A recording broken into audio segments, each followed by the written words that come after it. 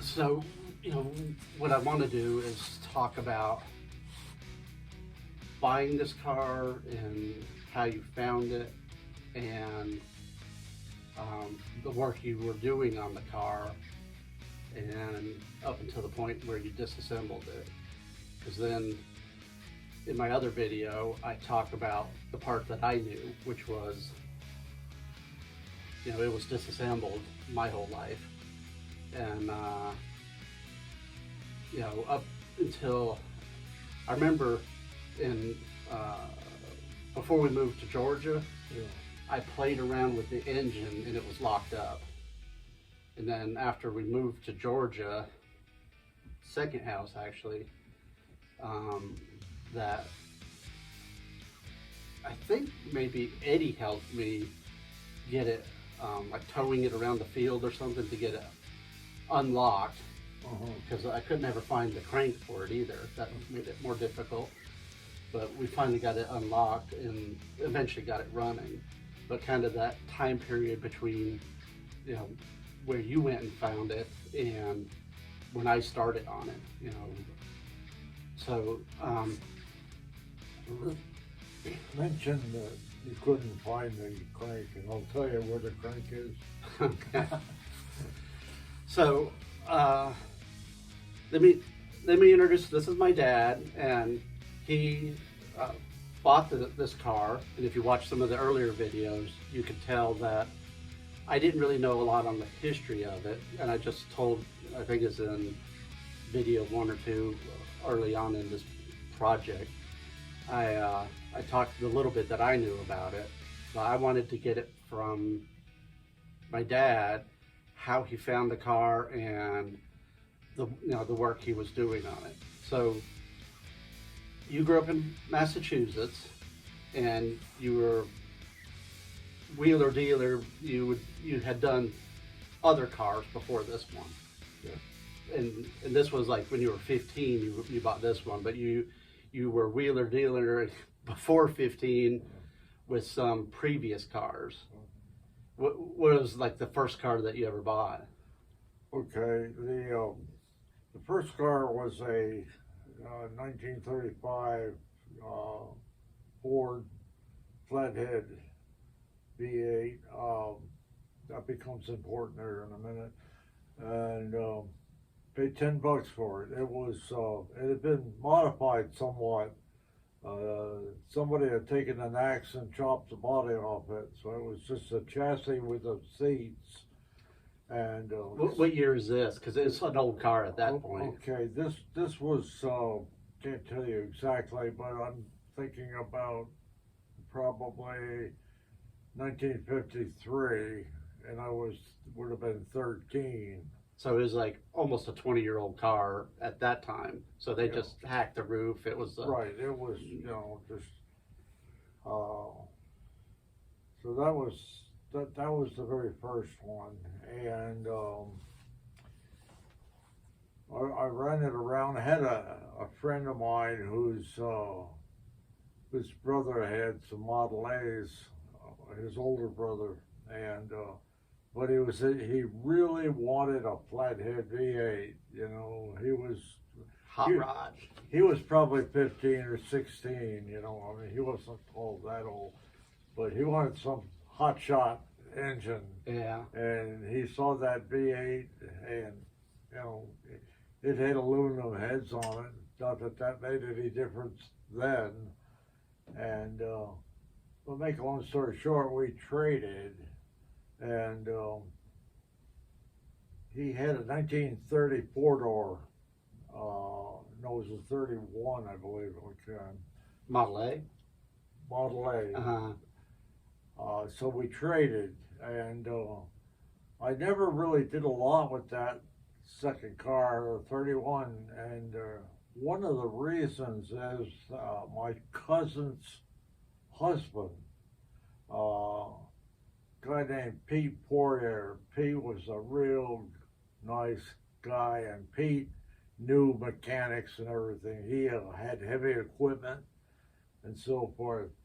Pete was one of the finest people I'd known from back then.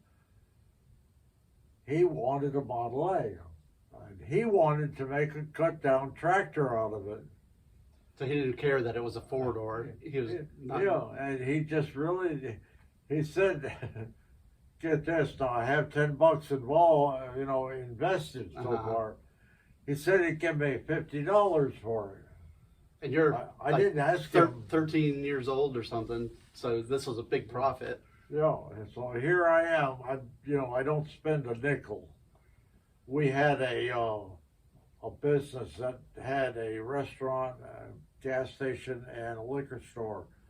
Well, the gas station took care of my gasoline requirements. Your parents' gasoline? So I really wasn't spending any money to speak of. Everything that I could get. And one of the areas that I was making money, as we're seeing here, is, I make $40 on this that transaction right there. Yeah. And that's big dollars when you're 13 in 1953. That gave me enough money with the small jobs that I had been doing. I actually had probably a little bit more than $50. And a fellow that my dad knew, he carpooled with. Mm-hmm. He had a 1940 Ford Deluxe two-door, and he was upgrading to a 1946 Ford because they were traveling about 50 miles a day each way. Carpooling. He got the 46 and he sold me the 1940 Ford for $50. Those are those slope back, right? It was like a fastback, you could say. And the 40 Deluxe had more front grille on it, louvers in the front. Deluxe more chrome. Reason I know that is because I got a 40 Ford Standard later. But so we're getting into the money. The 40 Ford, you're still underage, so you can't really drive it legally. I'm sorry? You're underage, so you can't really drive it legally. We're underage and can't drive? Oh, I didn't realize that at the time. Well, Western Massachusetts, you're not worried about law. We had a constable in the town of 600 people back into the hills and the woods and whatnot. Nice quiet town, and the constable was a very practical individual. If you didn't cause trouble, he didn't bother to get involved. He wasn't going to stir things up. So you had your version of Andy Griffith. Yeah. So, and that helped me because at 14, I started driving farm trucks. These are what I call a 2-ton flatbed dumps and whatnot. And what I was doing really was handling hay, driving a tractor. I'd rake the hay and never really. They wouldn't allow a kid like me to drive the baler. That was a little bit above my level in life. So occasionally they'd let me look at it or touch it. Mm-hmm. Well, that's a lot of money too, I guess. It's a lot of money then on that, yeah. But I was getting paid then. Really getting in the money now. I'm making 50 cents an hour and learning to drive trucks. These are 4 on the floor with a 2-speed rear end, and the 2-speed rear end is something that you have to. You don't just step in and do it. You have to learn how to do it, and they can be real tricky. Yeah. To make the two of them shift, and especially the vacuum operated ones, because they weren't as strong as the electric ones. Anyways, I got pretty good with the trucks, so that by the time I was 16, I could drive the trucks legally. Yeah. Well, not really. Now, we lived near in western Massachusetts near the New York line, and we did haying in New York State. One day I was on, I think I had our newest truck, which was a Dodge, 2-ton Dodge truck, and I'm driving towards the hayfield. I see a blue light behind me. I said, oh no, New York trooper. I got the empty truck. I'm heading to pick up some hay in a field. He stops me, and the guy I worked for, they milked 120 cows, but they also had a dairy, and they did ice cream as well as dairy products. The trooper stops me and he says, model dairy, this doesn't look like a dairy truck. And I explained to him, you know. So he was one of these, I think, you know, like the Maytag man. He needed something to do. And he had a kid here, so he knew he could, you know, push me around a little bit or whatever. And he said, you're driving this truck illegally. I said, oh, I didn't realize that. I said, I have my license here. He said, that license is no good in New York State. Yours is a Massachusetts license. It was a Massachusetts license, which allowed me to drive any size truck at that time. In New York, you had to have, get this, a chauffeur's license to drive a truck. I never did understand that. And so before CDL, he said, park the truck over there off the road. And I did. And he said, no, get in the back, you know, where they have it screened in for bad people like me. Takes me down to the courthouse, which happened to be the justice of the peace, and he does court on his front porch. So he hauls me in there and explains to the justice of the peace, and you know, the justice of the peace thought, you know, this guy really ought to be doing something more important than harassing a kid like this. Yeah, you know? Why waste his time too? He didn't say that then, but turns out that justice of the peace / judge is a friend of the owner of the farm where I work. So I got the inside skinny afterwards, and he said, well, you were driving this truck, it's against the law, we got to do something. He said, $10 fine. I said, well, Your Honor, I said, I don't have any money on me. Oh, I know, it's been many years now, I've forgotten a little detail. I didn't park the truck. He told me to follow him, so I had followed him down there. This becomes important because I don't have any money. He tells me, just leave the truck here for collateral. And I said, okay. I asked the trooper, I said, can you take me back to where you arrested me? No, I got important things to do. I can't be messing with you, you know. I said it was about 3 or 4 miles, maybe a little bit more.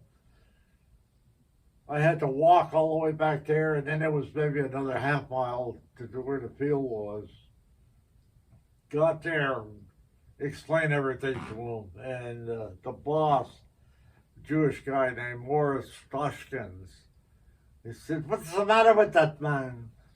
I said, you know, I'm sorry, Morris. I said, I didn't realize that, you know, I was an outlaw.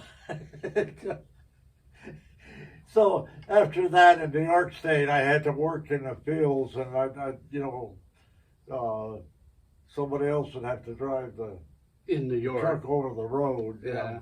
And I rode back one day on top of these. We put 120 bales on these trucks, and they were high. We were driving back, and another guy and myself right on top of the hay, and he He said, "Hey, we're back in Massachusetts. There's a railroad bridge coming up." I said, "We don't know how much clearance there is." The other guy said, "We better do something about it." So we had two ropes going over the load. He got on one, I got on the other. People are behind us watching, and it's just we had to get down below the level. I don't know how much clearance, but we watched we went by, and it seemed like it was that close.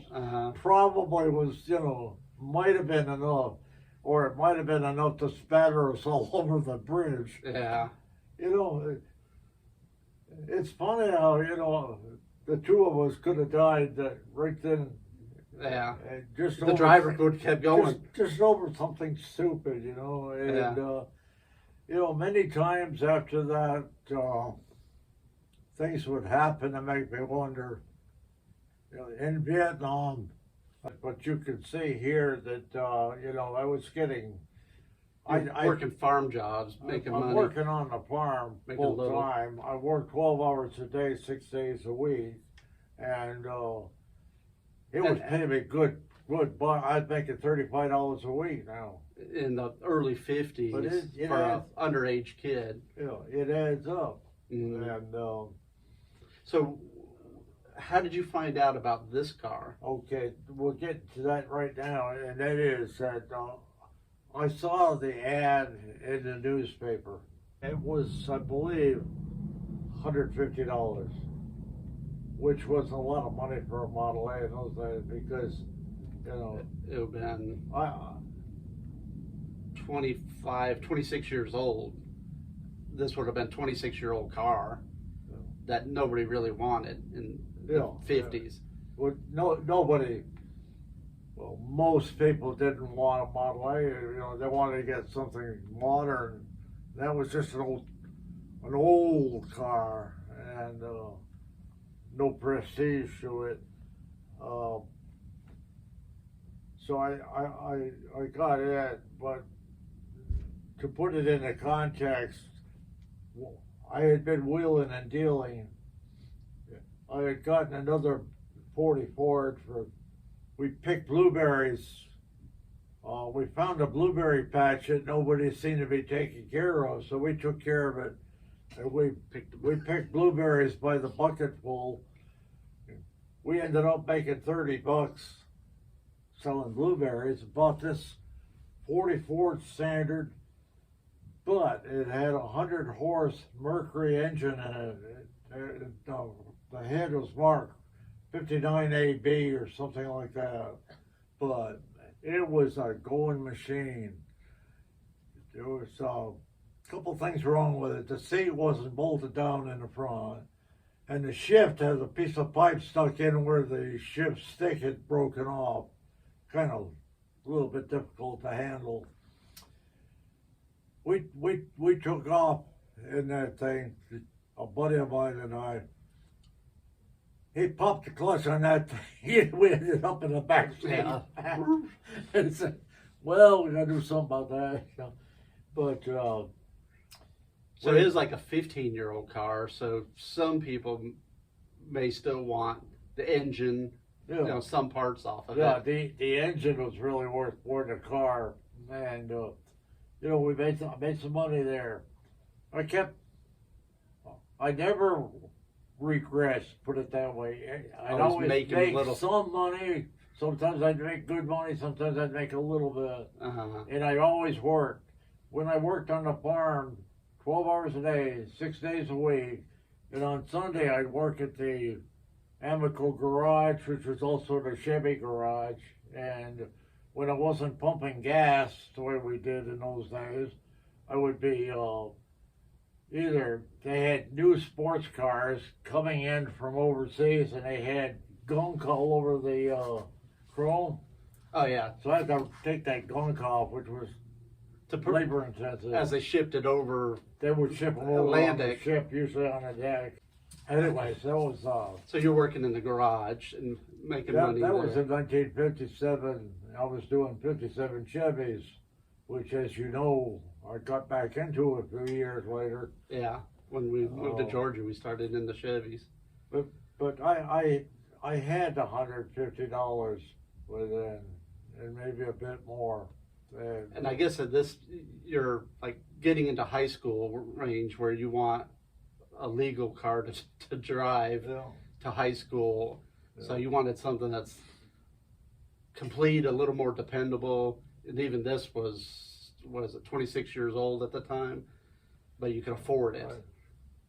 I was continuing to do, you know, if a person wants to work and wants to build up some money, you know, they can do it. Even back then, it wasn't a lot, but it was money. When I got the Model A, to put it back into sequence here, time-wise, I was 15, and well, the other thing that's interesting, I didn't see it. Go ahead, excuse me. The other thing that's interesting is that your dad, he wasn't really mechanical. He was a woodworker. So all this mechanicking, you learned on your own. My dad did not like to drive, you know, so he would do it, you know, if necessary. And he didn't really like to drive, and he didn't want to drive this floor shift, standard shift. I don't know. This car, he didn't want to drive it. You know, he had a 46 Plymouth, 3 on the tree, 3 on the column, and so I didn't see any problem. I got the car, drove it home. It was about 10 miles, 10, 12 miles. Just the secret here is, well, for one thing, when I was young, the guys in the high school would send me in to buy the beer because I looked old enough when I was young. And now that I'm old, I look young, so yeah, you know, what can I say? But your dad didn't say anything when you went. He went with you to look at this car, and he didn't say, "You're not old enough to drive." He must have gone with me because, you know, to get 2 cars back. Yeah, to get there in the first place, and you know. I guess you'd been driving trucks and stuff enough, farm trucks, that he didn't think anything would happen. I didn't have any problem with it. Drove it home, and I had like a year to wait till I was 16 at that time. He found us a place. There was a guy down the road about a mile that had a barn that he wasn't using. So my father said, let's ask this guy. The guy said, yeah, you can keep it in here. $10 a month, rent okay? I say 10. I don't even remember, but it was a few dollars, minimal amount. Yeah. So we kept it there over that first winter, and so was it still complete at that point, or did you have to? Was it complete? Was it complete, or did you have to put it together? It was good to go. You know, it was good to go. The only thing that had happened was that for some reason they'd replaced the engine, and the motor number was the car's serial number. So they had to deal with the registration people in Boston to change over the registration serial number, which they did. He had a paper signed by the registrar of motor vehicles for the state. Yeah. Which is, you know, nowadays they don't. Well, and everybody that knows, you know, has tried to register one of these knows that the VIN number, serial number of the car is on the frame, but you can't see it. Yeah. It's under, you know, that cowl portion right here on the frame, which I don't know why Ford put it where you can't see it normally. And then they would register it off the engine number, but then, like you said, people swap engines all the time. Is this the original engine?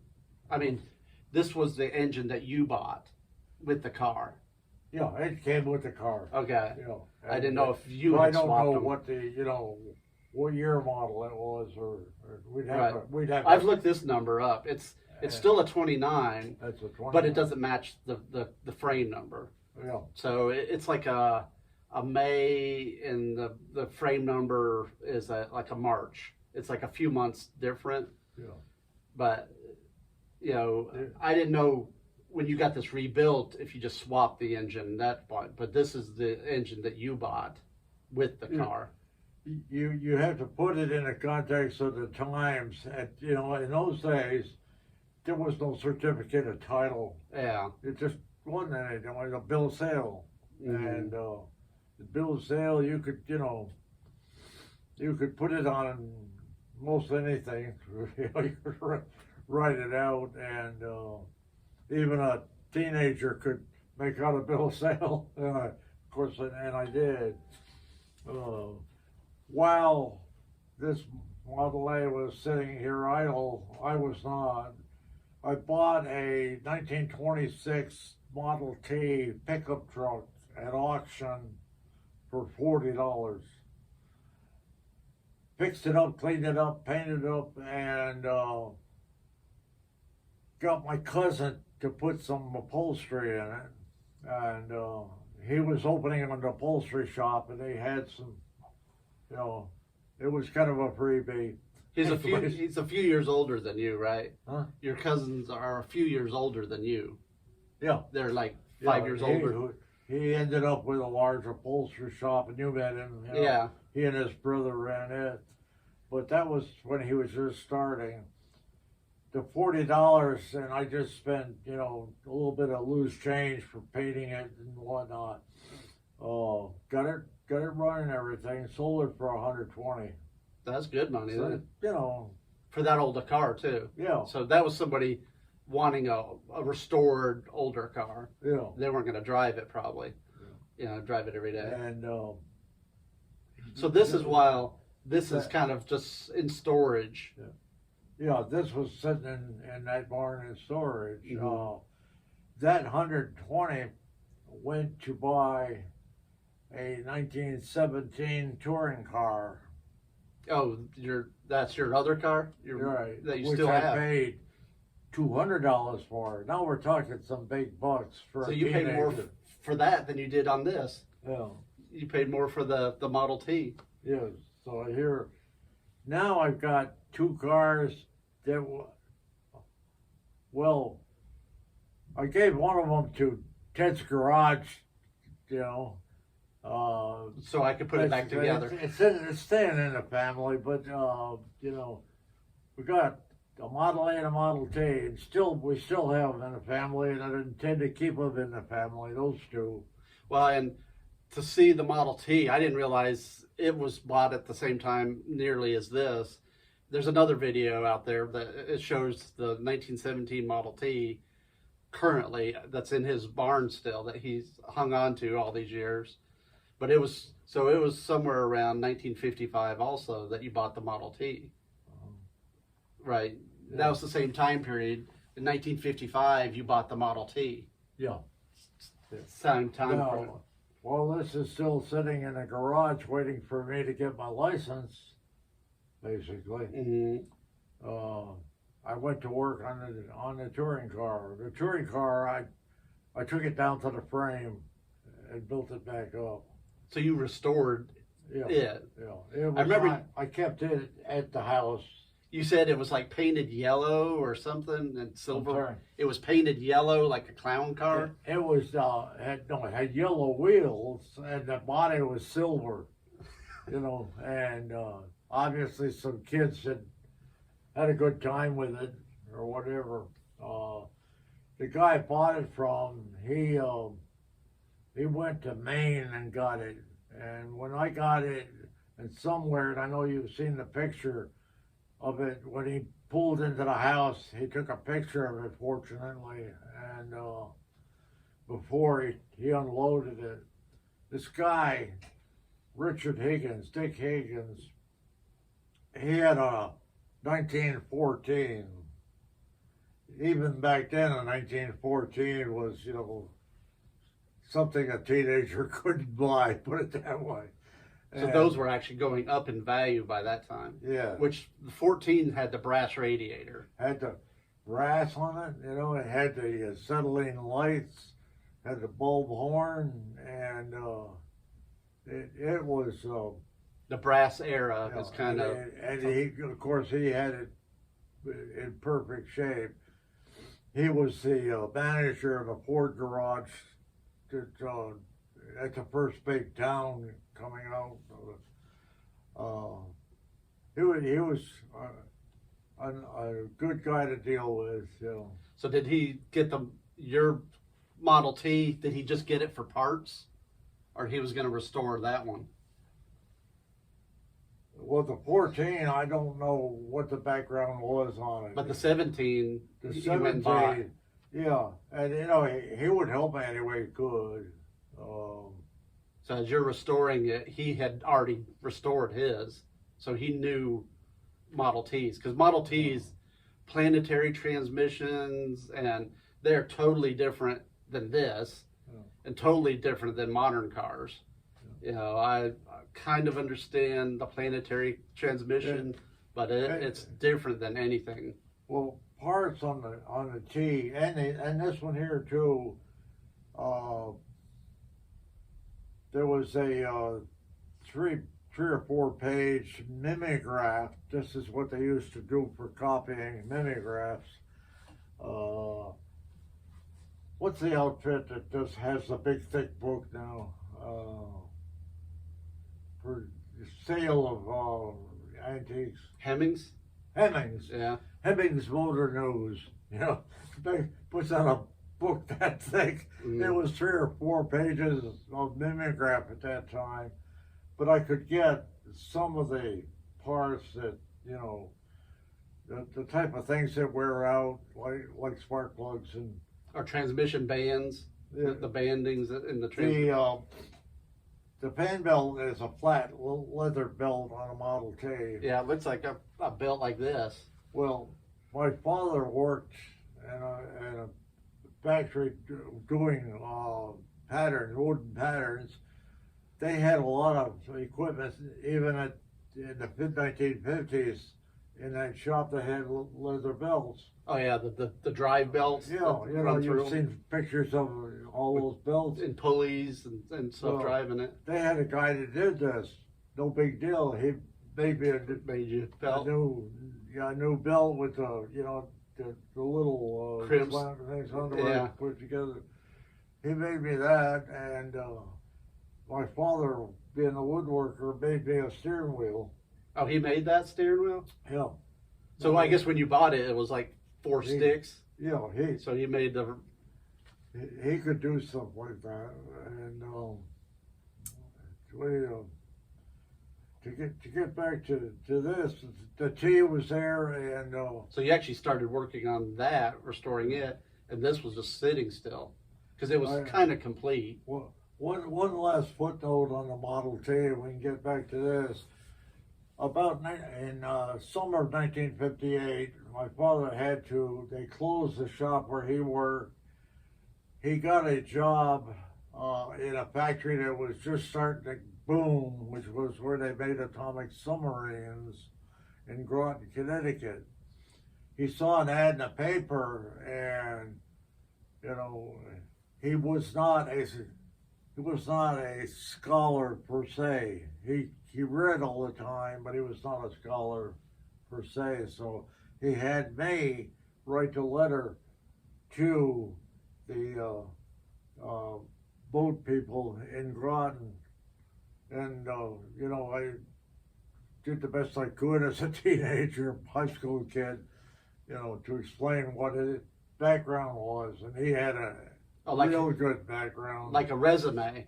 Yeah. It was to get a job there. A resume, perhaps not the way it should have been, but it basically said that he had worked for Gilbert and Barker making patterns for castings for 20 some odd years, and then he had worked for E.D. Jones paper making machinery manufacturer for probably another 6 or 8 years. So he had many years of experience, and right at the stuff that they needed him for in Groton. no big deal. He got the job. Boom, that was it. Well, I remember you told me he also in the like, early 30s he worked for Rolls Royce doing their Yes. woodwork. When he first got out of trade school, he worked for Rolls Royce, and he said usually it was in the back seat where he would put Nice woodwork. like a bar with they could keep the liquor in and so forth for the filthy rich and whatnot.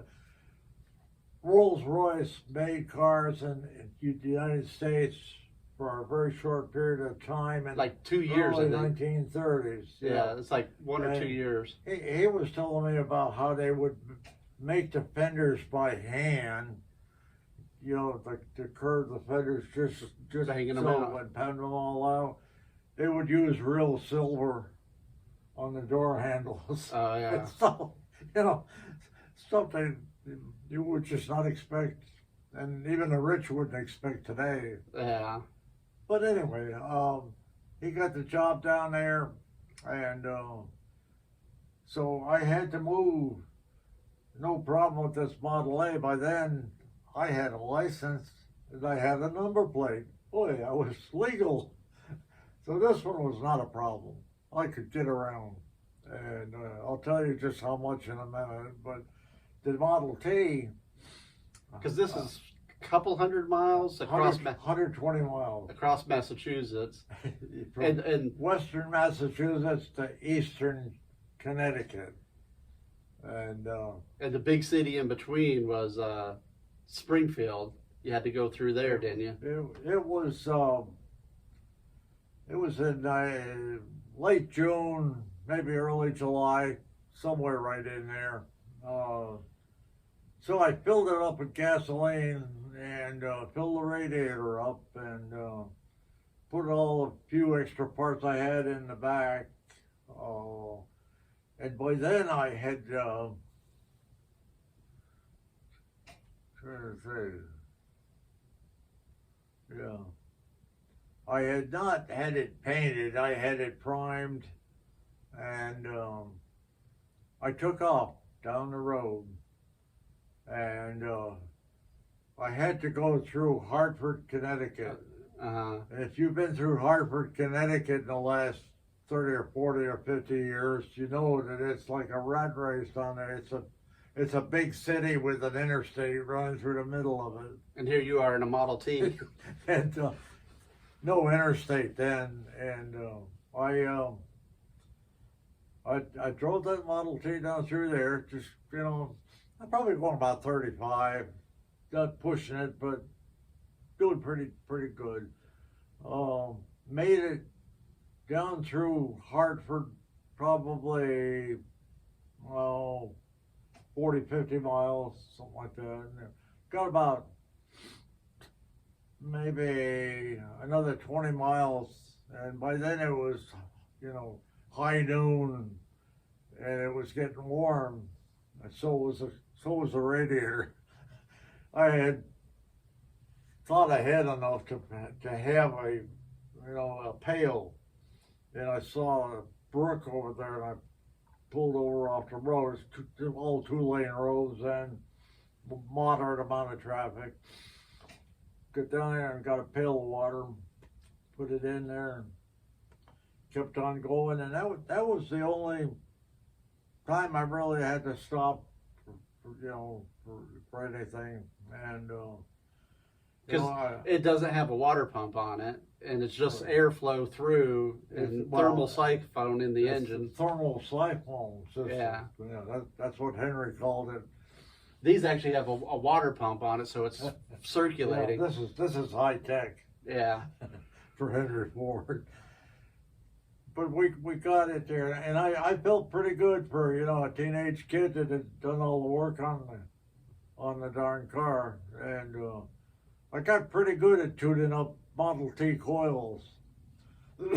Something only Model T owners know about. Mm-hmm. As Ted and I found out on a trip we took years later. We came across a guy that had a Model T, and he just bought it, and he couldn't get it to run right.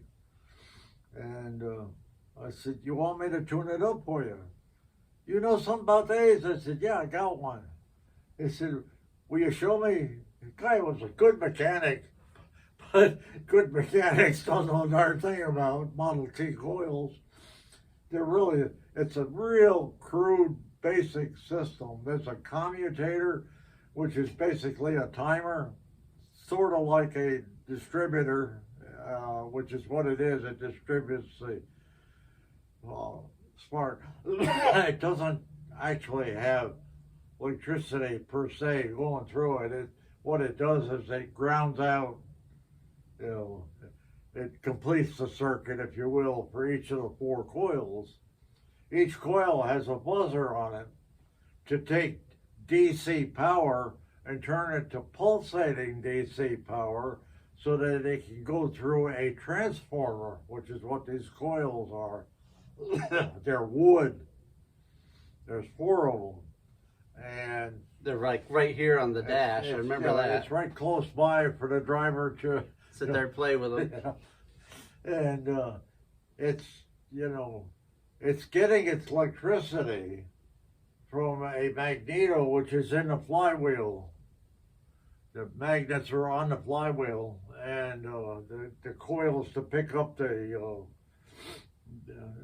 to generate the electricity are on a fixed portion which faces the flywheel. That's so when you're trying to start a Model T, you have to crank it over, and hopefully there'll be enough electricity generated to make a spark to get the coil to operate and make a spark hot enough to fire the spark plug. Which I remember watching you do this as a kid, and that was, people don't realize that's one of the big things with the Model A is it had a battery, and it would spark, right? You know, you half a crank and it could fire. Model T's, that magneto, you have to spin a magneto to get electricity to be generated. Oh. You don't just spin it a little bit because you won't get enough electricity. I remember watching you would jack up the rear wheel to give it less drag, and you'd be cranking like mad to get it takes spinning. The drag off from the transmission. But you have to spin that engine. Yeah. But there is a solution to that, and Henry even put it in. There is a two-way switch. One is magneto, and the other one is battery. He didn't give you a battery, but he allowed you to buy your own. And yeah. The batteries that we used then were dry cell batteries, and they were the same battery that the farmers use for electric fences. So there was a source of batteries. Put it under the seat next to the gas tank that you sat on. Which, for my generation, the dry cell batteries are the big flashlight batteries. That's like a dry cell. Yeah. You know, the big 6-volt batteries and the big flashlights. But the magneto doesn't charge those. No. It just goes dead, and then you replace them. Right. So unlike this, you actually had a way of charging your battery back. Well, so you switch that to battery, get it fired up, and then switch over to magneto, so you're not running your one battery dead. Right. So the battery would last. You know, that was not really a problem because you only for that short period of time to get it going, fired up. You know, so. But that's the story. So you got both of these down to the new job in Connecticut, the new house in Connecticut. Yeah. Well, first let's back up just a minute here. Okay, we're talking about this baby. Mm-hmm. Okay. And you had mentioned to me at some point in time, I don't remember when. Oh yeah, when I tried to work on it in the late 70s, I couldn't find a crank for it because the engine was locked up, and I couldn't. It's hard to do anything with it without a crank, you know, to get it unlocked. Let's. So, what happened to the crank that you had? Well, let me back up a little bit here and say this that. Okay, we moved from Massachusetts to Connecticut, 120 miles. This baby here, no problem doing 120 miles. Mm-hmm. Once we had moved there, my younger brother Jerry, at that time, I was, let's say, 18. I'm getting to be an old man now. And Jerry was like 13. He's 7 years behind me. We decided to go to Canada. From Massachusetts or from Connecticut? I believe we had moved to Connecticut at that time, so we're talking this was like, about. You did a 3-hour drive when you moved with this. Yeah, it's probably about 3 hours in this thing. Which, you think about it nowadays, 3 hours in a Model A is still, or a Model T is even longer. So it was pretty dependable. That was probably your first big road trip, was 3 hours. So then you want to go to Canada. What we did was, I had a rack that was originally designed for Model Ts to carry extra baggage. You've seen pictures of the Okies from Oklahoma going to California. They would carry all their worldly goods. Is this that accordion looking thing? It was an accordion looking thing and it clamped on to the sideboard. Hey, well, keep going. I think I actually have it here somewhere. Anyway, I remember as a kid, each time we moved the car. Okay, it may be actually on your Model T up at your house, but I know what you're talking about. It's like it collapses and then it goes and makes a long accordion looking thing. Well, at that point I had worked for every dime that I'd made, and I was real tight with my money. I've been told by friends that I was tighter than a frog's behind. And you know how tight that is.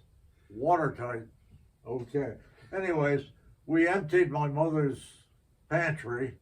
So this is your big camping trip. We're going to make a camping trip out of this. And we put everything we could in the car.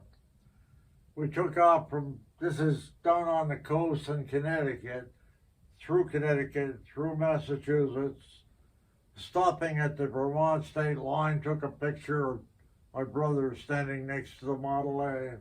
Welcome to Vermont. Into Vermont. This was the third state that we were going through it. Uh-huh.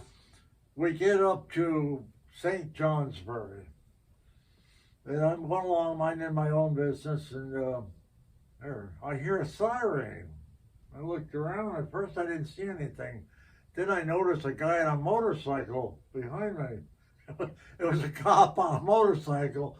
I said, "Oh," and I pulled over, and so this is like, what, 1958? This is 1958. On a motorcycle. Yeah, they still use motorcycles, big old Harleys and Indians motorcycles. He just wanted to see the Model A, and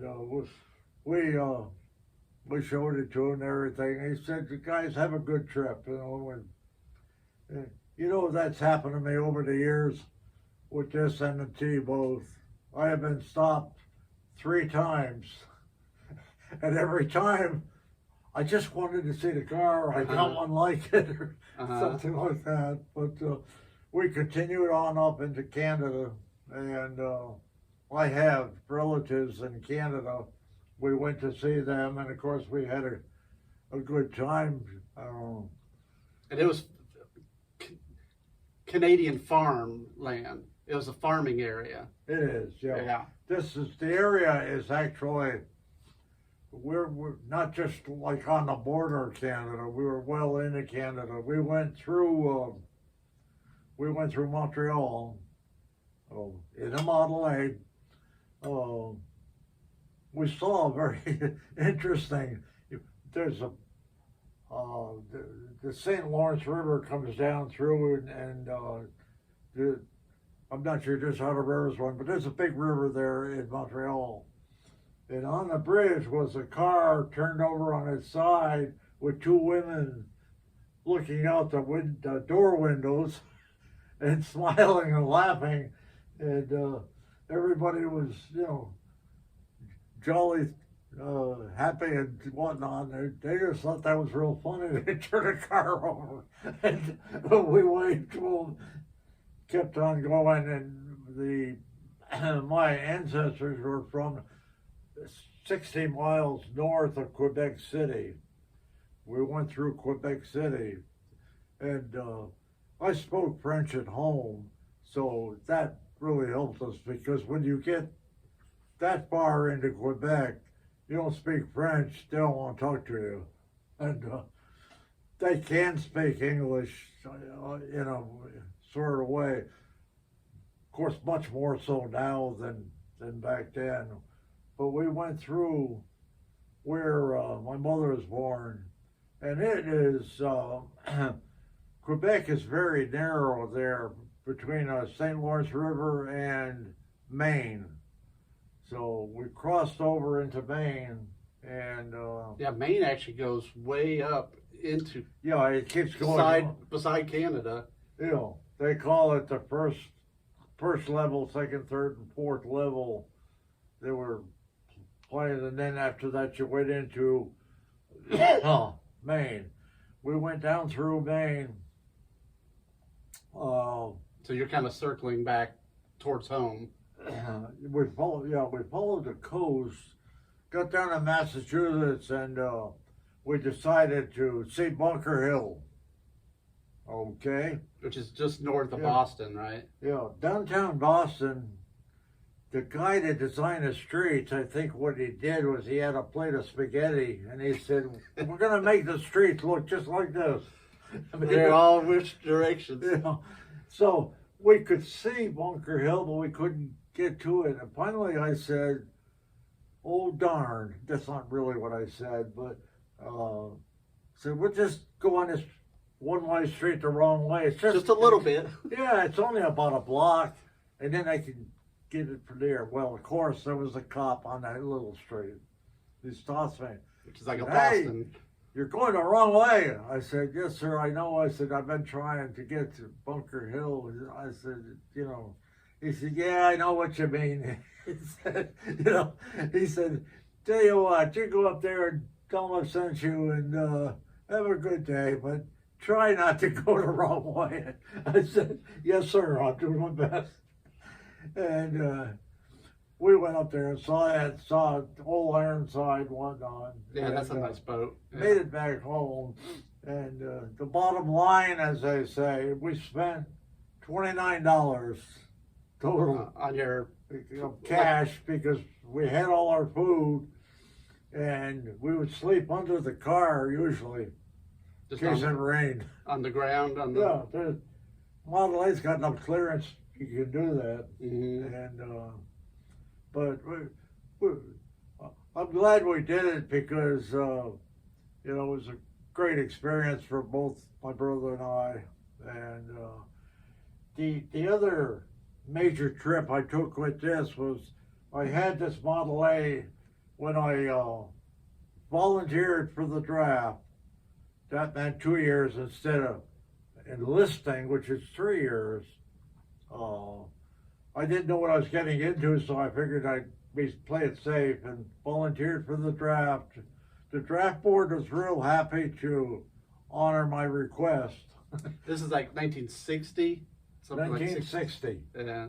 By that time, I'd had 2 years of college, and I used this to get back and forth to college and to the jobs that I had while in college. So comes 1960, I volunteered for the draft. Boom, they sent me down to Fort Dix, New Jersey, and you took this down to New Jersey? No, not yet. When you're drafted, you don't get vehicles. You're lower than oil manure. You know how low that is. Uh-huh. Right. So they sent us down there, and this will lead us back to Cummington, where I was first started working.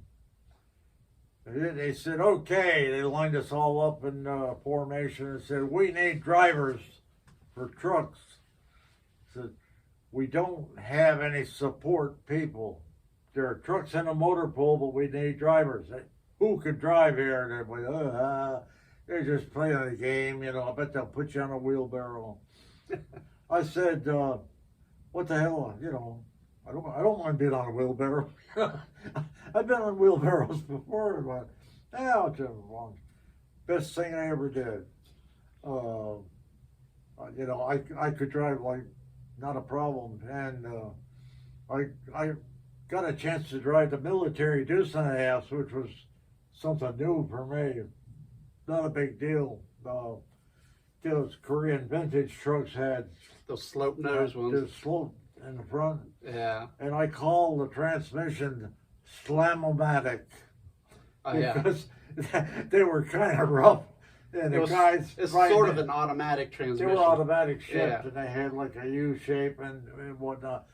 But the guys riding in the back would always complain because when it shifted, you know, yeah, they're all... yeah, they would all boo back there and whatnot. But if we're talking about late fall, early winter in New Jersey, the rest of the troops in basic training were going through the swamp, escape and evasion, all that sort of thing. And at the other end of the swamp I was in the truck with the heater on, waiting for them.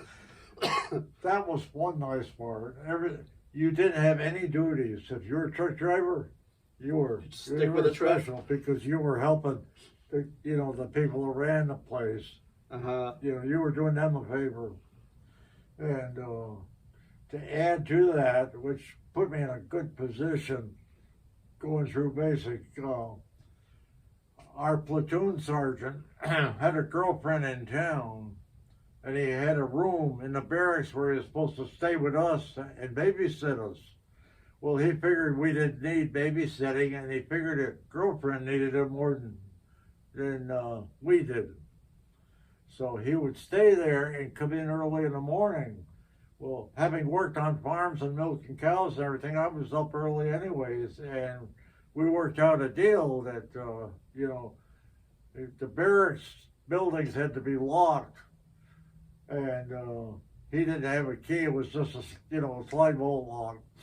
And so I would make sure that I was right there, let him in. So he and I got along pretty good. Mm-hmm.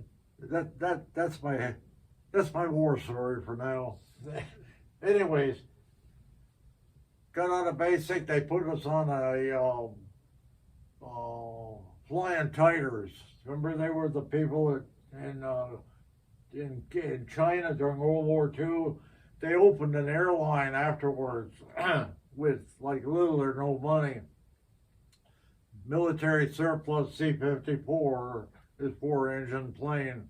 Carrier got 50 people, something like that. Anyways, they were operating on a shoestring budget, and the planes looked like it. We made it to Fort Gordon. It was less than a month later, I think. Which is in Georgia. Huh? Which is in Georgia. Fort Gordon, Georgia. Fort Gordon, Georgia, near Augusta. I don't think it was more than a month later. One of their planes crashed and everybody on board was killed. And that put Flying Tigers out of business. Mm-hmm. And again, I could have been. Yeah, it could have been on that, which could have probably was a maintenance thing that they weren't keeping maintenance up on it. Yeah,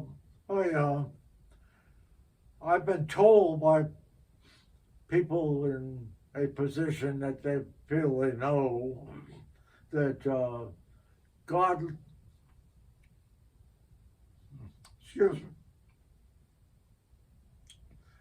looks after drunks and fools. And I figure I qualify.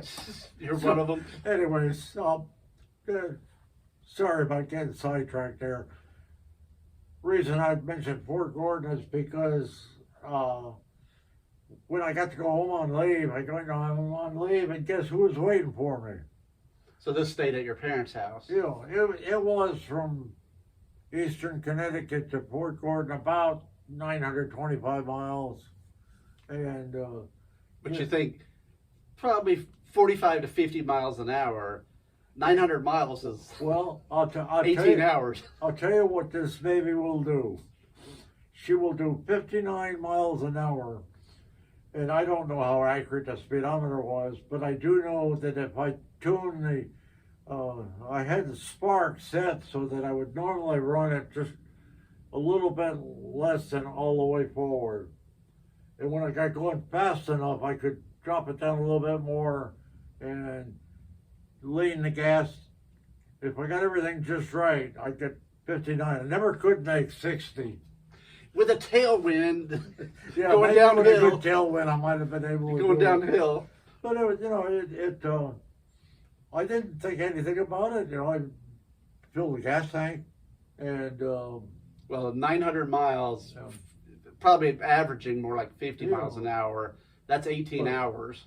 but you know, a Model A, you need to be able to fix it if it breaks down. You know, Yeah, you even can't in, take it to the Ford garage anymore. yeah, even in 1960, it was old. And I did have a little incident. I made it across Connecticut, maybe 100 miles. Then I was going across the bridge. Wasn't the Tappan Zee Bridge? It was wasn't a Brooklyn, Brooklyn Bridge. Washington. Hell, I don't remember what it. There's like a Washington Bridge there in New York. I forget. George Washington. That's been a long time. Anyways, I cross over the bridge. You know, squeak, squeak, squeak, squeak. I said, ah. Wheel bearing. It was that wheel Was bearing. that this one? And I got off immediately and down, and there's an auto parts place. So I go in, and I said, I need a wheel bearing. Yeah, what do you need a wheel bearing for? I said, 1929 Ford. He said, we don't have those. I said, dang. It's like 30-year-old car at that point. Yeah, so I said, do you have one for a 48 Ford? Yeah, I got one for a 48 Ford. Give me one of those.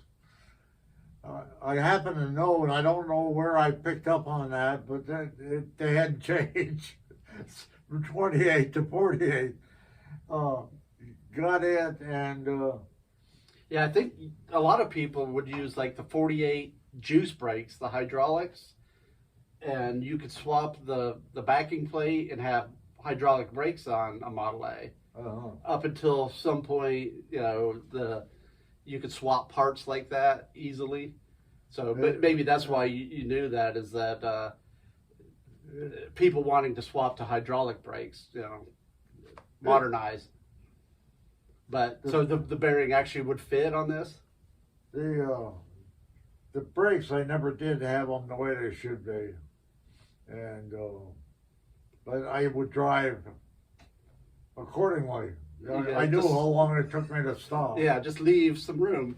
And so I drove this, you know, the rest of the way down. No incidents really going down, and kept it around Port Gordon. Was pretty well known by everybody on post. Well, so this is 60, 61, so really no interstates yet, right? In 1960, they didn't have that many interstates.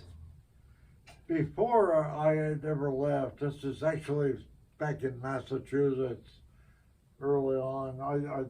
I had the crank here, and years later, when I had a son, and he and his brother, the other son, decided that they'd seen this car collecting dust long enough that they were going to do something about it. Got it out, and I believe I had a tractor at the time, and they could get the tractor going. Yeah, my older brother, he could actually crank it. I'd have to park it on a hill and roll start it because it was just too hard for me. I was a little kid. So this is like early mid 80s. Yeah, they decided they were going to you know, see what they could do on this thing. What had happened is when I had left on a tour for Germany, I had taken a Model A down and turned the engine over to a machine shop who could still pour bearings and machine them out. The Babbitt. That was rapidly becoming, you know, scarce with the insert bearings that everybody had by then. They rebuilt it, put new vanes and connecting rod bearings, put it back together for me, and by then I was in Germany, and so when I got back from Germany, I went to OCS, and so this was stored in your parents' that barn behind their house. Yeah, And a Model T. I had built a barn. The barn was, I believe it was 24 foot square and had an upper floor, was built out of corrugated aluminum, corrugated steel, excuse me, cheap corrugated steel. And I had $400 invested in it, but we had a building, and this and the T were in there, along with a friend of my brother Jerry's had a Hudson Hornet. The Model A and the Model T took one side of it. The Hudson Hornet took the other side. Yeah. What a huge car. It would be fun to have that sucker now. Yeah. Pass anything but a state trooper. Yeah. Yeah, these are nice because you can buy any part for them. Hudson Hornet, those would be hard to get parts for. Yeah, that was so few of them. But to get back to this, I had been at a friend's house working on this. They had a barn, and so we had a place to get in out of the rain and whatnot, and get out. And battery, you know, I never could afford to buy batteries, so these things come in handy. It wouldn't start, and I think we had probably, probably gotten out of time and retimed it. Teenager retiming. Put the crank in, turned it over. Wham! It hit me right in the knee. And I said, "Oh, darn." And I took the crank out and I threw it into the woods. When I cooled down and my knee stopped throbbing, I went back and looked and looked and looked and never found that crank. Yeah, rusty old crank in the leaves probably just disappears. So probably somebody found a crank in the middle of the woods and it's like, how did this ever get here? I never had a crank for these. No. I actually bought this one later. Never had a jack, a Model A issue jack. But I had a block of wood. I think it was an 8x8, and was about this long. That's important. It had to be just the right length. If I had a flat on the back, and I have had flats on the back, I would lean it. Excuse me. I'd lean it against the axle, back up to the axle, and I could pick it up. And the piece of wood would plop into place, and I could change it. This is where loading bales of hay and working for a farm comes into play, because you were pretty strong to be able to lift even the back of this. Now, again, I mentioned about putting a wheel bearing in. One particular night we had 2 flat tires, and one of them, the tire was totally ruined, and the other one had a blowout, but it wasn't real big. And I had a patch kit. You got your block of wood out and were able to jack it up? Had to get the block of wood out, popped it up, had a little kit with the the top of the can where you rub the rubber and everything. Oh yeah, like a bicycle repair kit. Yeah. So I could patch it up, but it was a blowout. So there was a hole in the actual tire. In the tire. So I needed something. What am I gonna do? What am I gonna do? Happen to have a Newsweek magazine laying around in the back. Why, I don't know. Again, God looks after fools and drunks. we weren't drunk, but we were fools. Obviously. Put that Newsweek magazine in there, put the tube in, pumped it up, and away we went. I had to break down and buy, tire and tube. The news didn't last forever. Basically, I usually could find, a used one with no fabric showing. Yeah, the sad thing is, these are actually, from 1962 tires, have pretty good tread on them still, but they're from 1962. The rubber's very hard. Yeah. And the tubes won't hold air anymore, so these are actually flat. But you must have just bought these tires. They were in, I don't know if these were used, but these were pretty good tires at that time. So we So you disassembled this whole thing, yeah. and then shipped off to Germany, and then I guess they finished rebuilding your engine for you. Well, to back up just a little bit, to go back, before we tore it down and everything, on my first tour when I was in Fort Gordon near Augusta, Georgia, I put in my 2 years and I was going to go back home. I had a friend named John C. Turner III from Rockport, Maine. We were buddies. We were in the same barrack building and whatnot, and he and I decided we were going to drive it back. And I had worked on it down there at Fort Gordon some, and we piled everything in it. And now I had been on a pistol team, and I had a collection of reloading equipment and ammunition and guns, Which are heavy. all kind of good stuff. And I had to go through New York City, which had the Sullivan Law, even way back then.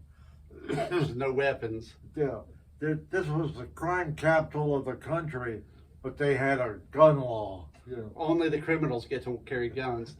So I went over and saw the sergeant that I knew at the, trying to think what they called it now, but anyway, they took care of people getting at one. And I told him what my problem was. He put on my orders, made it official that this EM enlisted man is authorized to carry weapons and ammunition as a member of the pistol team. Mm-hmm. The U.S. Army pistol team. That made it official. Looked official. But it was official enough that, I think the average cop would have said, yeah, okay, Mm-hmm. Took care of that part. And we decided we were going to drive straight through because we couldn't afford a motel, that's for damn sure. Or we wouldn't spend our money on one. We start out and to stay on. This is not related, but the cough is not related. But we got a box of cigars. King Edward cigars were nickel apiece then. A box was like $2. And we'd smoke the cigars to stay awake. We got going and I got up to the North-South Carolina line and the width of South Carolina because we got a late start. It was night, dark, and it started boiling. And I believe now I have to admit that I probably did not torque the head bolts enough. Of course, I didn't have a torque wrench, but it felt pretty good. One grunt or two. Yeah, I didn't want to, crack the head. I had to get home, so I didn't want to push it too hard. Anyway, it starts leaking. Well, and knowing you're probably reusing a head gasket. Huh? You were probably reusing a head gasket too. Yeah, it was a used head gasket, sure. But I had a more used head gasket underneath the seat in the back that I had taken off some time before. So, I'm taking the head off, and I said, we're going to need something to get water. I found there was a little brook running about where we're having a problem. I said, there's a house over there. This is in the middle of the night, right? This is in the middle of the night. I said, see if you can find something to put water in. I mean, even a beer bottle, anything, Well, Turner goes down there, and I'm working on, I'm getting it changed, and we had to be careful. Like, I didn't want to have to retime it, so the engine's got to stay right where it is. Yeah, you don't turn the engine, you're fine. Yeah. So you pull the distributor out, start taking the head off. I was getting the head back on and tightening up everything, and I heard this racket down there. And, Turner comes back after a while mumbling. I said, hey, Jim, what's the matter? He said, there's a damn dog down there. I said, what did you get? He said, I got this sand bucket out of the kid's playpen. I said, oh, okay. I said, looks like it would hold the water, So we did work great. 3 or 4 buckets for the little kid's bucket. Filled it up, and did you give the bucket back? Huh? You took the bucket back? Well, we didn't take it back. We sort of took it back. He didn't want to, mess with the dog again. So I slowed down, and he rolled the window down and threw the bucket out.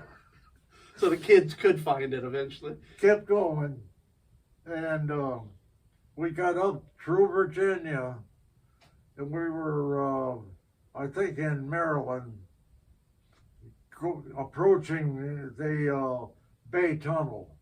Oh, yeah. That's a pretty big, long tunnel, big sign on there. And everything. It actually goes under the water. It does, yes. And what happens? No. Oh, we got a damn rod knock. Oh, this is serious stuff. It's raining like crazy. And I pulled off the road. Before the tunnel, or did you go through it? I knew I was going to get soaked, so I didn't mind that so much, but I took a half-inch, this is half-inch with an extension bar and everything, got underneath there and took the oil pan carefully off, because we didn't have anything to put the oil in. We had to put it in the car so that the rain wouldn't fill it full of water. Right. And in doing so, I had to move a paper bag of pecans that I gotten from my mother. My wet hand caused the paper bag to, Crumble. Yeah. And all the pecans were in the oil pan. I had to pull them out of the oil pan. I forget what I put them in, but I gathered them up, and then I got underneath there. And, wiggle the rods. There's. I looked again. Nut had loosened up. Some dumbass had used a nail instead of a cotter pin. Yeah, you know who it is. And the nail had come out. So before this, had you taken the bottom end apart of the engine? I'm sorry. Had you taken the bottom end out of the engine before you worked on it? Yes. So, Yeah, so that was you. It was me. Okay. Uh, Yeah, because nails are actually brittle and they'll yeah, actually break. I think that's what happened. I think it broke and then it eventually slid Just out. wobbled But out. it made it all the way up to Maryland before it did this. Where a cotter pin is actually a little bit softer metal. Yeah. So I tightened it back up and Torqued it. the engine wouldn't turn over. I said, nah, the shims are gone. Yeah, they probably got beat out of there. Shims. Well, you guys may not know this, but in 1962, oil came in quart cans made out of metal. The metal was real thin. So I found one in 1962. People used to dispose of stuff by throwing it out alongside the road. So you just found one laying around? Yeah, again, there's somebody up there looking out because found a darn oil can and took a jackknife or something. I can't remember what now, but we fashioned some shims and I put them in there and I would try it until I got it where it would slide back and forth, but there was no movement this way. And the engine would turn over. And the engine would turn over. Yeah. So, looks pretty good, feels pretty good. So, okay, we put everything back in place. Started up, it sounded good. Okay. Well, we start off and get to the Bay Tunnel and it says, no stopping. $50 fine. And neither one of us, we had $15 between the two of us. What the hell, they'll have to tow us out, whether, and so we said, bah. Through the tunnel we went, through Delaware we went, and we got to the New Jersey Turnpike, and Howard Johnson's had all the stops at that time. And the Howard Johnson's, the first one on the Jersey Turnpike at the south end, had a little hill where the parking lot was. I said, again, parked it on the top of the hill. So you could roll start it. Yeah, because we still got that battery. Go inside and we're in the bathroom, just really looking like we'd been through hell, which probably isn't a good description. Anyways, this guy comes in, he looks at us and starts laughing. I said, what's so funny? He said, you guys remind me of something that happened to me a long time ago. I said, okay, I guess I understand. Well, we got cleaned up, and I think we could afford a cup of coffee. It was 10 cents then. And got a cup of coffee, got back in, and I think we had some food. That time, my mother's pantry was too far away, so we talked to the guys in the mess hall, and it's stocked up. They gave me some stuff to go. So we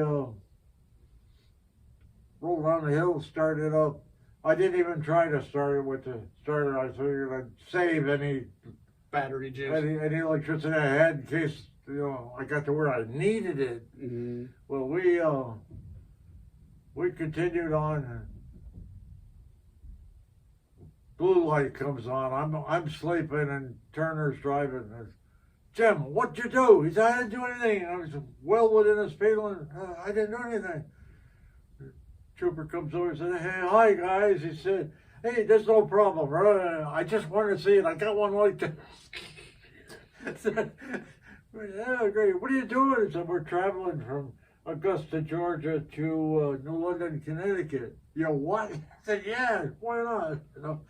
He said, good deal. He said, glad to see you guys doing this. Have a good trip. We got back in and by the time that we got to New London, I was so tired at one point that, you know how you doze off and wake up? I went through one of those and I said, Jim, light a cigar and take over. And I was doing that, but I could tell him where to go to get to my parents' house. It was that. We took him to the bus station in my parents' car. Mm-hmm. But that was an interesting trip. I guess that's why you ended up having to get the engine rebuilt, because the rod knock was a loose rod on it, and whatever damage it had done. Yeah, with that, and I figured, I pushed my luck far enough. I pushed it way beyond far enough. So I'm going to Germany, so I figured, hey, it's a good time to, get that motor rebuilt and get those Babbitt bearings done. Mm-hmm. Because that was before Model A's became, popular, and people got back into doing poured bearings and whatnot, mm-hmm. and could do alignment on main on main bearings. So while you were in Germany, the shop was working on it, no big rush, and they rebuilt the engine. Yeah. But by the time you get back, I guess they dropped it off at your parents' house or something, and you stored it in the barn. But at that point, it was still totally disassembled. It was, you had already taken it apart, started restoring it. It looked like, when I saw it, like you had maybe painted the frame. Okay, this one, I took with me. Of course, couldn't drive it at the time because it was still in pieces. But first, I had to have a trailer. So I went and saw my friends over in the Vermont Department of Transportation. They had passed a law in Vermont, no road signs, and they gave them 5 years to amortize the money they had in it because they didn't pay them anything. And so you can keep these signs for 5 years. Then this is like billboards, big boards. Yeah.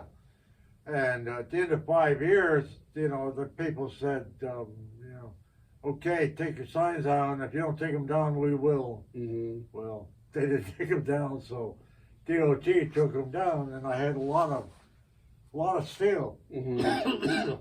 galvanized steel.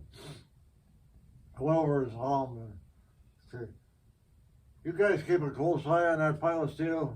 No, it's just we need to get rid of it. Just garbage to them. Yeah, and you say you mind if I help you?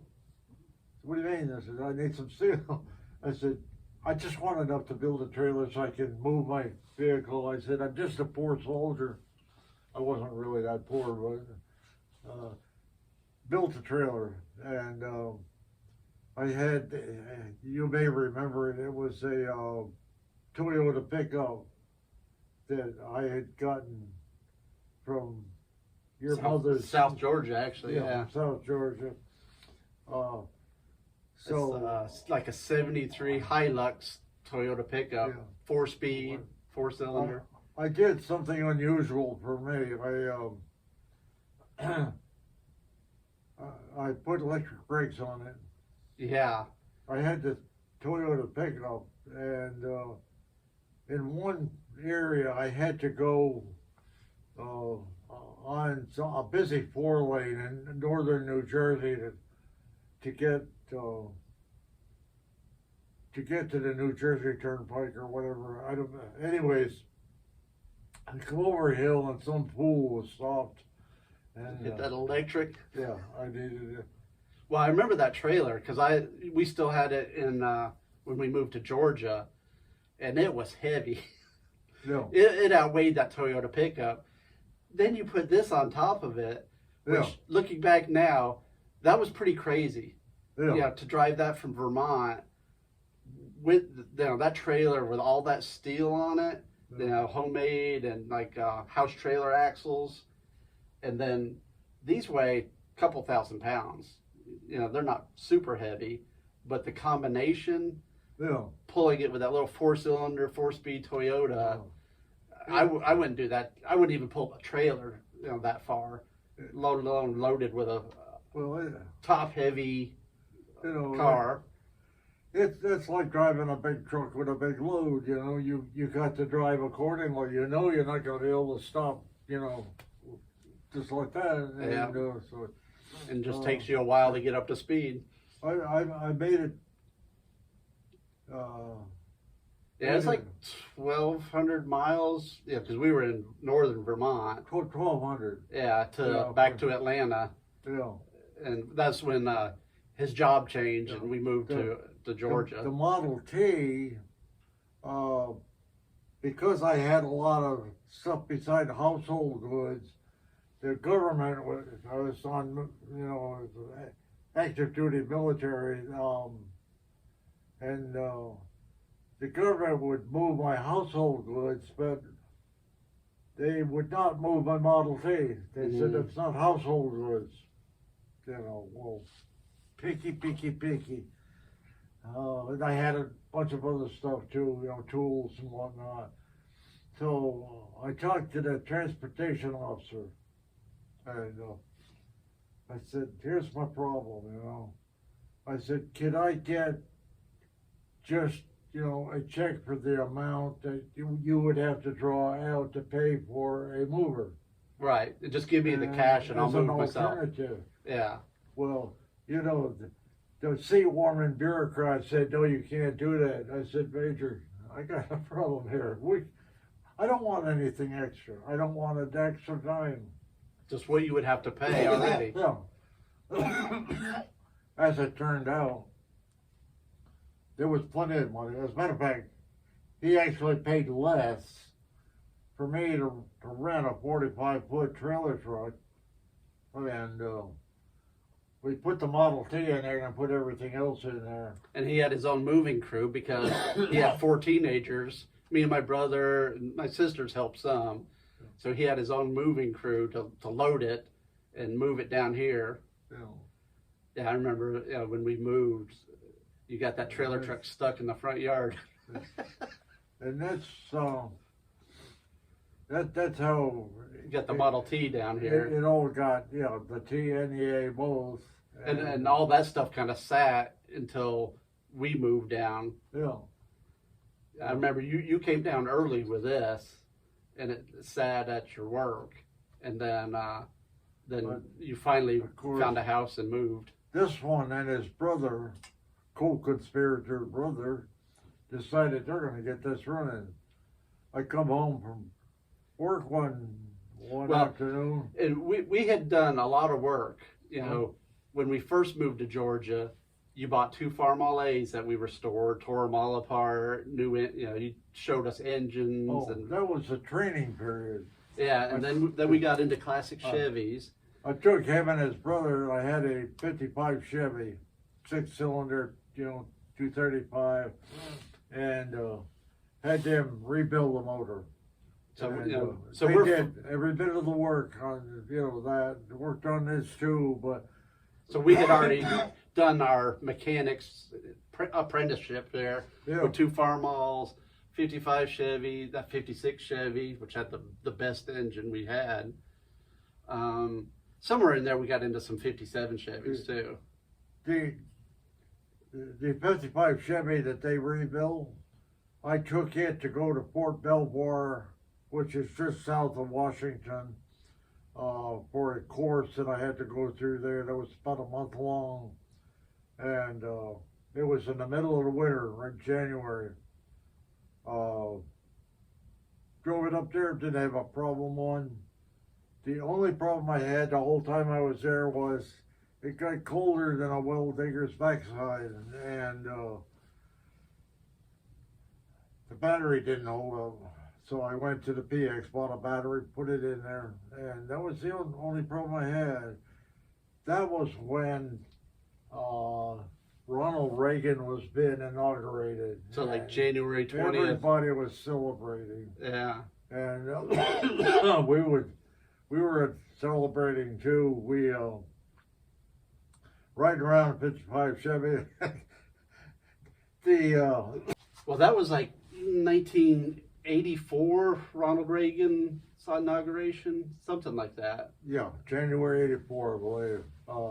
So Eddie and I had worked on cars. It wasn't just the first thing that we had tried with this. One of the things you remember, one of the few things I remember was we were riding around Washington. We had a map, but needed to have some light to see the map. It was at night because we had classes during the day.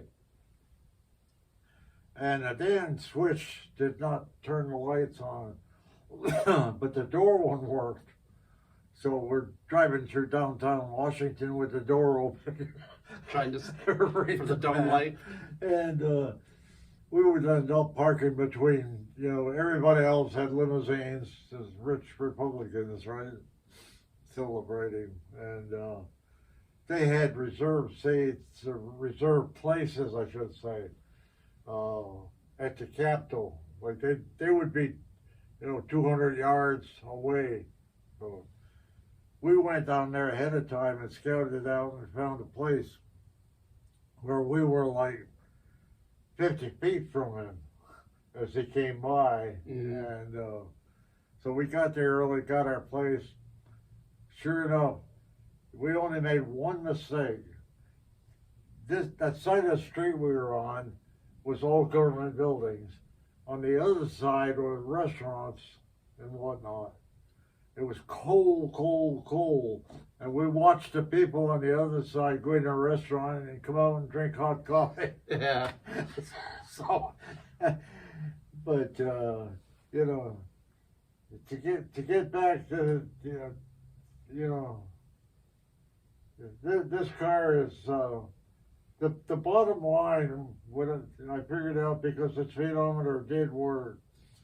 The bottom line was I put 33,000 miles on this car and was never left, stranded. A few times you pushed your luck there. I was pushed. Well, a rod knock.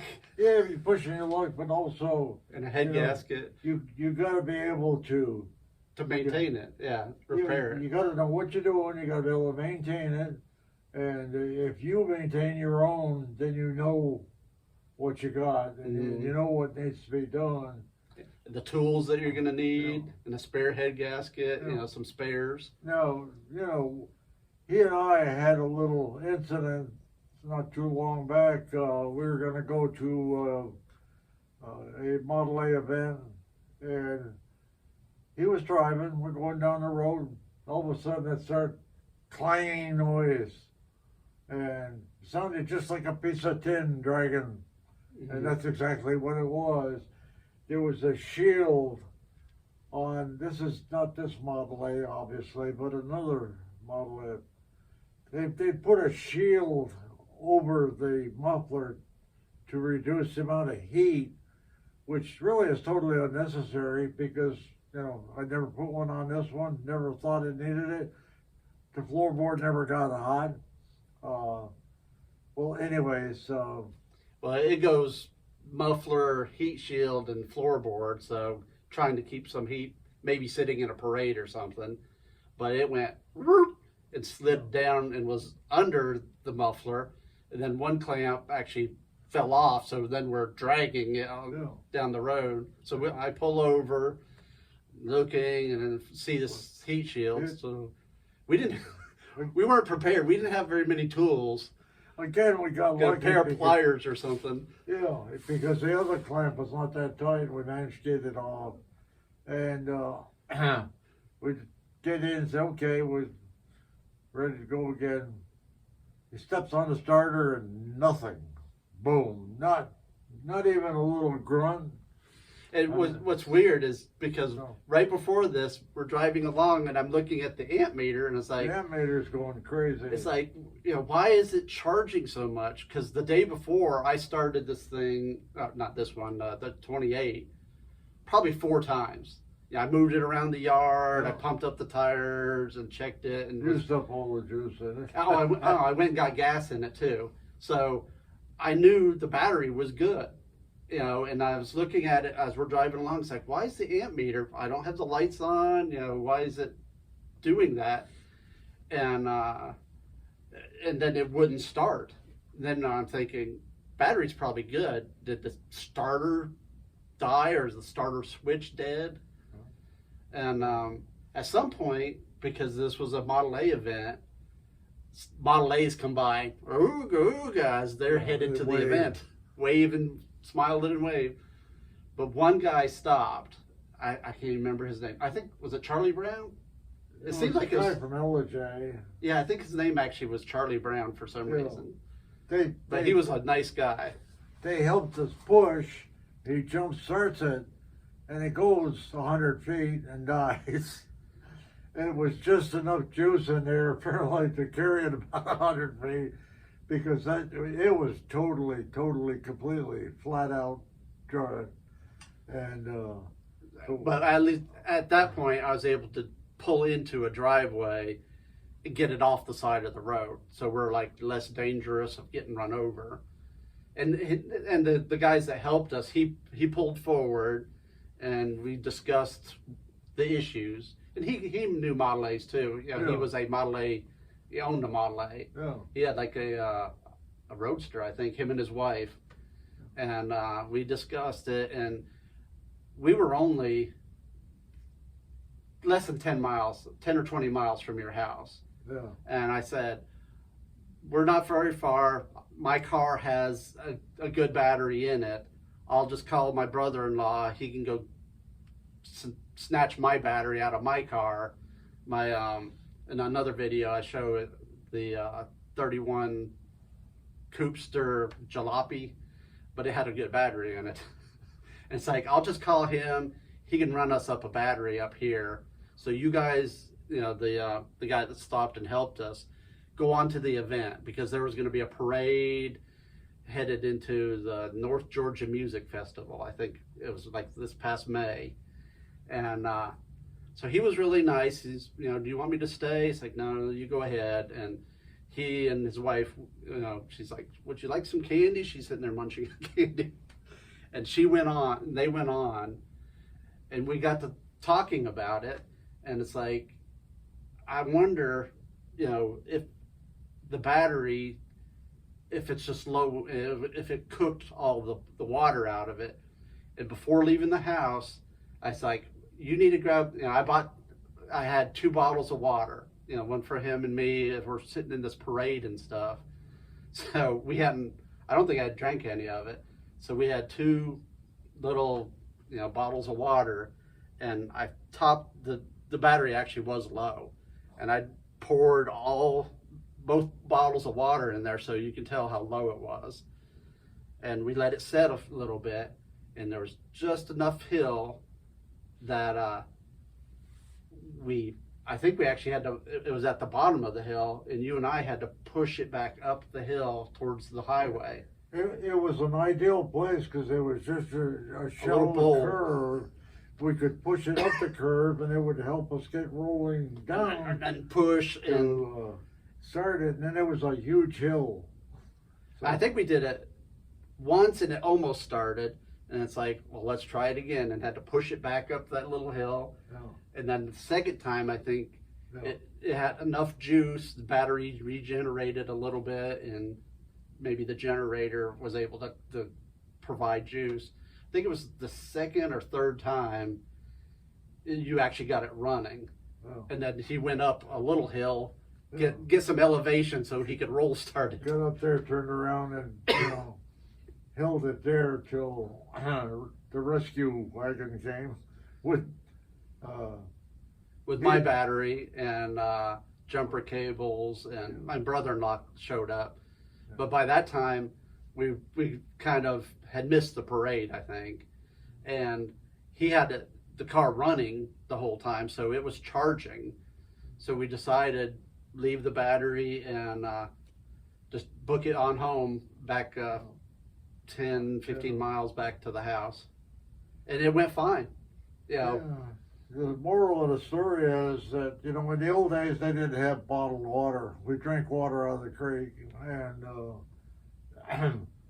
now everybody has to have bottled water, so it's good to carry some bottles of water in your Model A. Yeah. You know?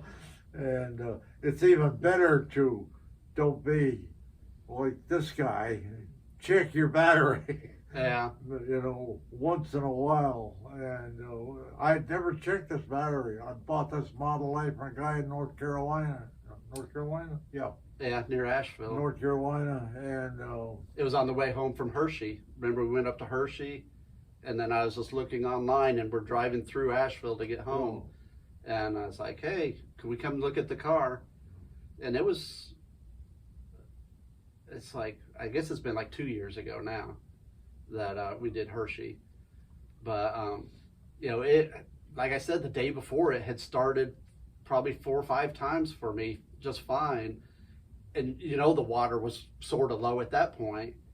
But I don't know, watching that amp meter as we're driving that morning, you know, once the water gets low, if it boils off quicker or something.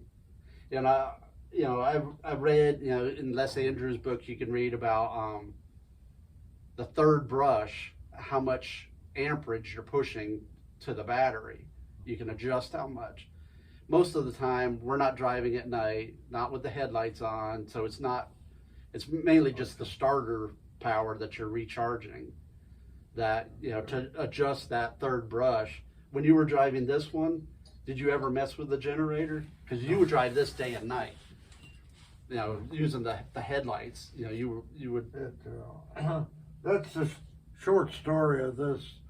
There's a lot of fun and a lot of interesting things happened. I was once given a ticket for driving on a sidewalk on campus. The campus police actually made an arrest. The judge charged me $10. Because you were a troublemaker. Well, let me ask you something. When you were visiting a few months ago, or may have been last year, we got to looking at this and talking about it. And at some point after you bought it, you said you like restored the interior, and that these striped seat covers, you bought the materials and your mom and sister made you seat covers. Right. I guess it was a little ragged looking, and before it was the some original, point, you know, and it was starting to wear through. Was that in high school you did that, or when did you yeah. restore the interior? And about that time, this vehicle became a piece of farm machinery. Yeah. So it did earlier. Sorghum. Sorghum grows high like corn, maybe even higher. And we were chopping it. Well, the cutter on the chopper had a wheel that helped push it in. Feeds it in. But this stuff here was as tall as the ceiling in here, and it just wasn't working. So I said, hey, let me take this Model A here and I'll put a plank across the front and bolt it on through the split bumper. And I will go in the opposite direction, lay it down, and then you come along and take it. And it worked real slick. We had several fields of sorghum. Took care of it with this. And then it would lean down, and then the feeder was able to feed it in. For entertainment, we used this Model A when I worked at the snow basin, the ski area. At night, we had a parking lot that had a lot of ice on it. And this wheel here, again, this left front wheel gets a lot of attention. I put a chain on it. We'd get going in the parking lot, and I'd hit the brakes, and we would do this number, you know. Oh, that was fun. Uh-huh. Well, at one point we did it, and there was a clump of dirt, and it went swinging and hit the clump of dirt. There is a cross axle spring, and it has a center bolt in the middle. And when you do that and you stop real fast, it shears the bolt. The bolt that mounts to the frame. The spring leaves slide, and for the rest of the winter, we drove around the campus with the car slanted, and it also had a. I think it was, we never took it apart to find out, but it had a broken tooth in the rear end. So when that happened, I had to drive real easily and slowly, because if it would catch in the gears, it would stop, just stop right then. Lock the wheels. And I was lucky enough that it didn't really tear the whole darn rear end apart when it did that. So did you replace the rear end in this? Yeah, You swapped it? well, no, we didn't. We on that one there, we went to I don't know if I should mention this or not. We went to Midnight Auto. Yeah. We knew there was a damn Model A that had been A derelict. yeah, it was trees growing over it and everything else. I mean, it'd been abandoned a long time ago, and nobody and happened to have a rear end fit right in there. But we left the other one there. So, Okay.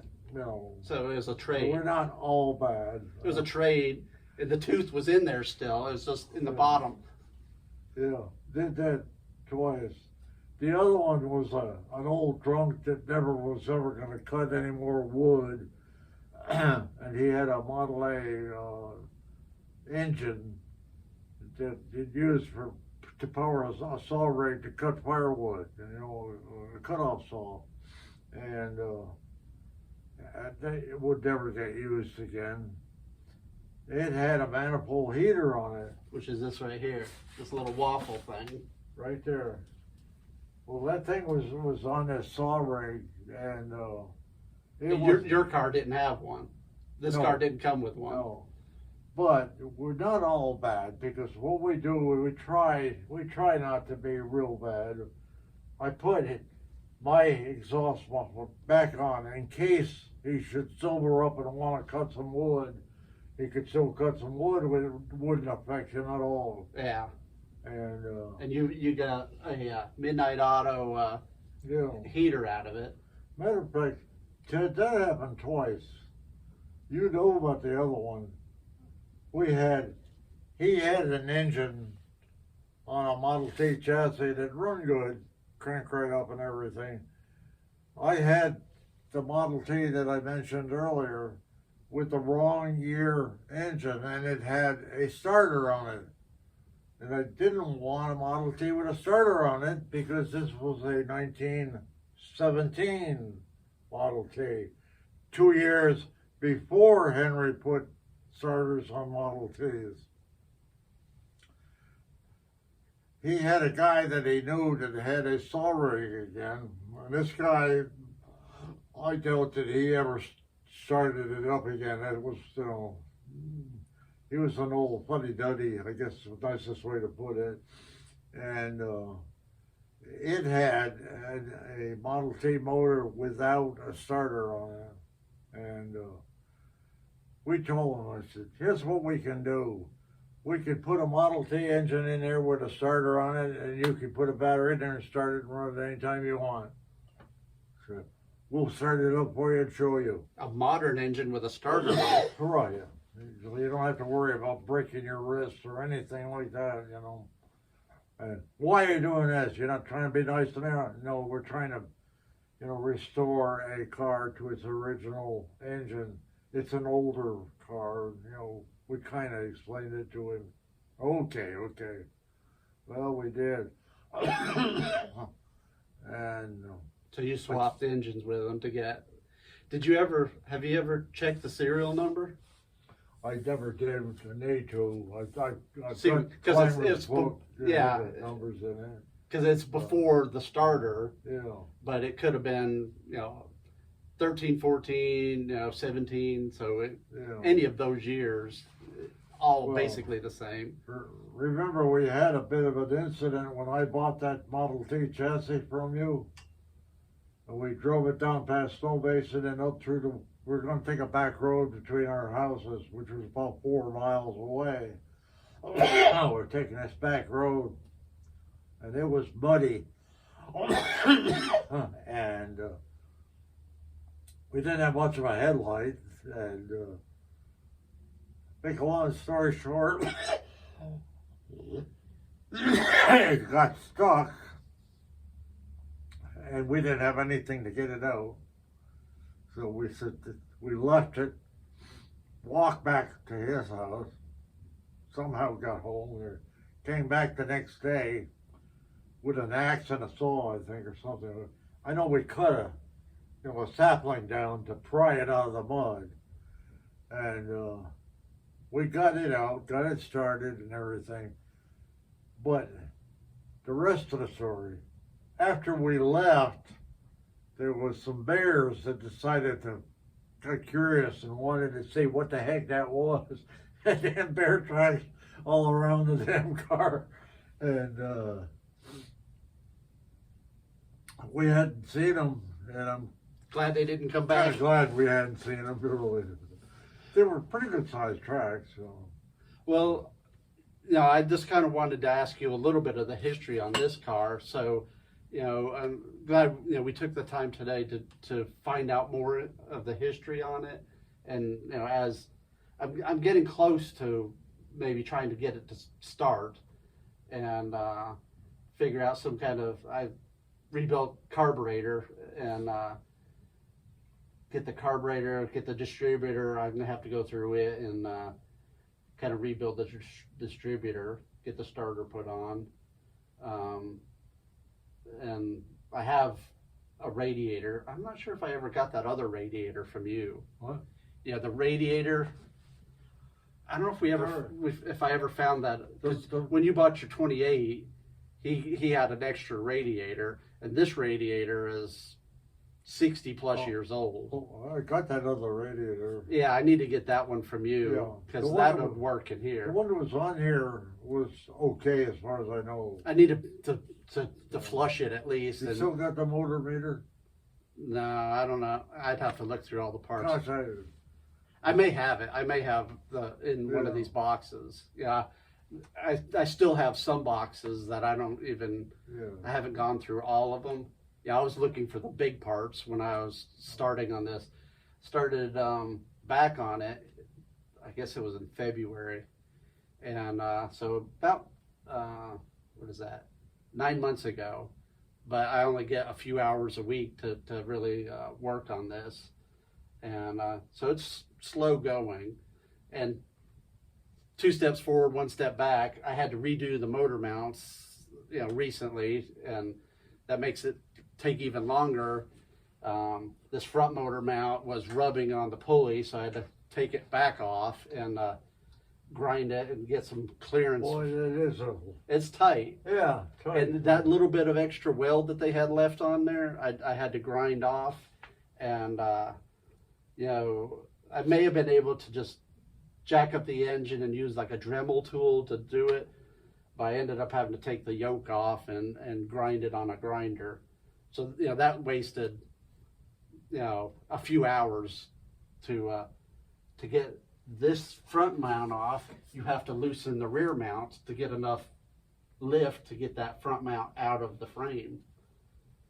But, so I'm getting a little further along, and over here you can see the starter right there, and generator, and a spare starter, and that's a generator, a spare generator I bought off of, I think, on eBay, just to have for parts to put one generator that works. So I need to start doing a little bit of electric. And I was just, before we started recording, I went up to his barn where I have my little roadster, coopster. It had a brand new battery in it. So I had to get a 6-volt battery to start testing some of these generators and the starter. So maybe moving ahead, but I wanted to just sit here and talk with you a little bit about the history that I didn't know about, and try to get some more of this history on it. So thanks for showing up and doing a video with me. I know we're talking earlier last night about working on his pickup, and I'm not sure when I'm going to be able to get up there. Probably Thanksgiving or Christmas, so next time I'm thinking that I'll be up at your place, but maybe we can get your pickup running again. I think, we tried to get it running, actually tow started it, and it was sort of running, but horrible. And that truck was a good running truck. And you see in the video where the distributor was stuck in the head and he couldn't get it out, and it ended up breaking the distributor housing. So needless to say, I went on eBay, bought a distributor from some guy up in Michigan, I think it was, and he put that distributor in the engine, but whether there's an extra play in the distributor shaft where the bushings are worn. I'm thinking that may have been the problem why it was running so horrible, because you'd gone through the carburetor and gotten the carburetor cleaned up, and we're like trying to figure out why it was running so bad. And I'm thinking it may be the bushings in that distributor, because the original one that was in it that was running, the housing broke on it. He actually had to take the head off to get it unstuck from it was stuck into the head. And in his truck video, I show a little bit of the broken distributor, the housing itself. So when maybe I'll do a video when I can go up there and we can work on it and try to get your truck running again. And right now your 28, runs pretty good. We topped off the battery and it's running pretty good. I think you put you put a new tube in the tire, right? Hmm? You put a new tube in your 28's tire? Yes. You bought some new tubes because Memorial Day, we were going to go to another parade, and the tube in the tire, we did a video of taking the tire out, and we put the spare tire on. We did a video on that. Yeah. Remember that? Yeah. So in the meantime, he had bought a new tube and replaced the tube in the tire. My car is pretty much just sitting in your barn up there. I haven't done much of anything on it. I think it's actually a sport coupe that somebody put roadster doors on. So it's sort of a sport coupe, and I kind of nicknamed it a coupster, like a roadster and a coupe together. But and a jalopy, it's just kind of a put together car, mashed together parts and pieces. But it's a fun little car. But I haven't driven in it since I don't know how long ago, probably over a year ago. But anyways, I think that's it for this video, and you can go out there and check the other videos. The video on his pickup, is out there. His 28 coupe, and the Model T. We talked about the Model T. There's a video on his 1917 Model T, and my Coupster. And there's a lot of videos on this car, and I just wanted to get a documentation of the history of this car is what makes it interesting. But do you have anything else to wrap up? Just something coming up that you may want to be interested in, and that is I'll mention it right now while I don't forget it. I talked to the president of the Model A Club about one of the shop programs we're doing would be to take the Model T and compare it to the Model A so they can see the improvements that were made from the 27 Model T to the 27 Model A. And I'll show them about buzzer coils that we talked about, and stuff like that. Show them how the bands work. When are you going to do that? Huh? When are you doing that? We haven't set a date come up with a day yet. The calendar's not been prepared, but we plan on doing it. And I would hope to do it, later on next year when my situation with the houses is resolved. Yeah. So hopefully stop repairing these houses and actually retire. Yeah.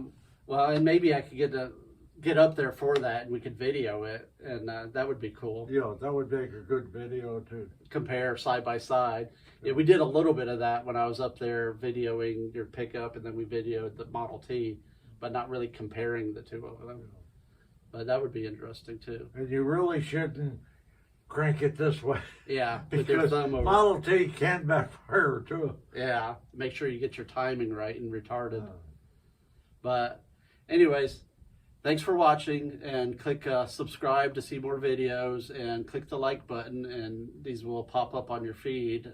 But thanks everybody, and take care. Okay.